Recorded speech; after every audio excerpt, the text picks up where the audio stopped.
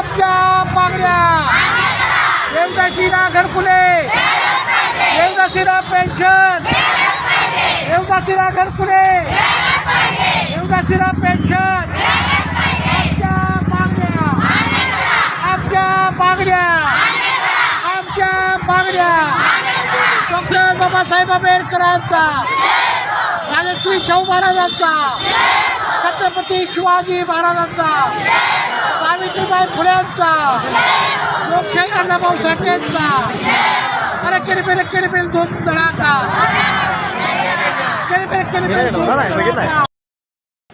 कोल्हापूर जिल्ह्यातील देवदासी महिलांचा मोर्चा आम्ही जिल्हाधिकारी कार्यालयावर आज घेऊन आलो.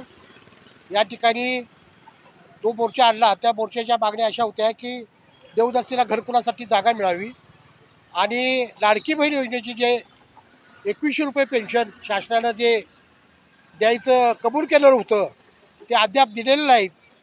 ती 2100 रुपये पेन्शन त्याच्या खात्यावर जमा करावी, या दोन मागण्या आमच्या होत्या.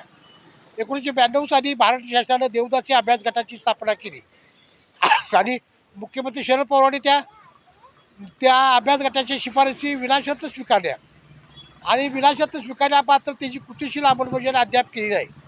म्हणून या महाराष्ट्रामध्ये देवदासी ज्या दलित समाजाच्या देवदासी आहेत त्या सगळ्या देवदासी आपल्या त्या मागण्यापासून वंचित राहिलेल्या आहेत. म्हणून कोल्हापुरात आमची चळवळ चालू आहे.